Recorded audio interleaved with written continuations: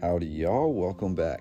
Thank you for checking out this video. I've recently been diving into the work of Timothy H. O'Sullivan, who besides his famous photography of the Civil War, was also invited to join multiple expeditions to the west and southwest, some of which involved O'Sullivan being the first to photograph multiple eventual national monuments for the first time in history. I recently just uploaded a video with O'Sullivan's crisp and clear photographs from the 1860s during the Civil War era.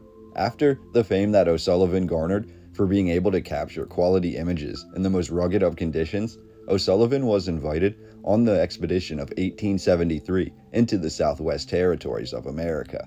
What we will view today are the first images of a multitude of different aspects, including a gargantuan canyon, which was believed at the time to possibly be influenced by humankind.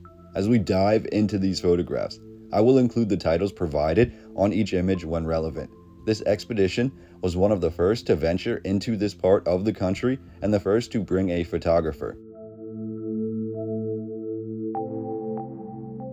Now, for the majority of this video, we're going to be looking at this immense canyon. According to the pronunciation, it's known as the Canyon De Chelly, although it is spelled a lot differently. When we look at this canyon, and as I said earlier, I'll include the title for each photograph when it's relevant so you can know exactly what part of the canyon we are looking at, and we'll also be looking at some of the surrounding area. But what I found really interesting about this canyon is that the explorers in the 19th century, in the mid to late 1800s, truly believed that at least portions of this canyon were not naturally occurring, that they were actually being constructed or influenced or shaped by humankind. And we can see, obviously, we have clear homes and things like that, pueblos that were created for the Native Americans, the indigenous people who were residing in this area. But when we look at the history and we look at the discussion between the European settlers and these indigenous people, we come to find out that this area was a lot more important to the indigenous people, and that also led to the explorers from Europe believing that parts of this canyon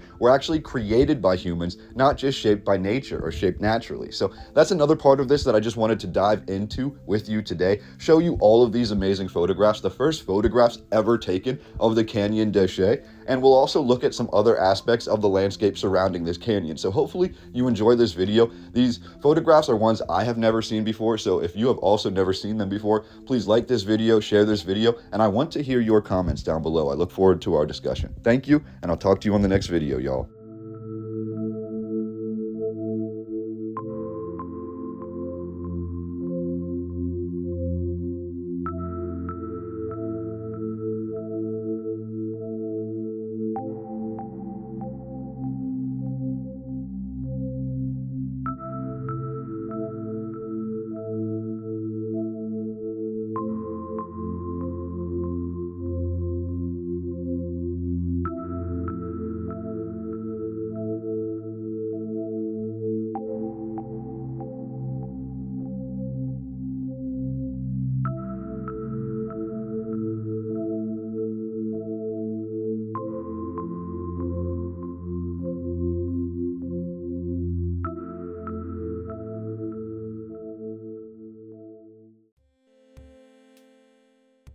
Now, I also wanted to mention before I completely chime out for this video, we're also going to be looking at the area surrounding the canyon, the area that was also explored during the expedition of 1873. Now, O'Sullivan wasn't just there to photograph the canyon. He also took very quality photographs of Apache Lake and the Apache Scouts, as well as other tribes of indigenous people who his group had encountered at the time. And these would be some of the first photographs ever taken of these indigenous people, as well as some of the first photographs of these indigenous people taken in their trails and in their homes and along the paths that they had created in the Southwest, in this canyon, and in the surrounding area. So we'll be looking now at Apache Lake and just some more photographs from the expedition of 1873.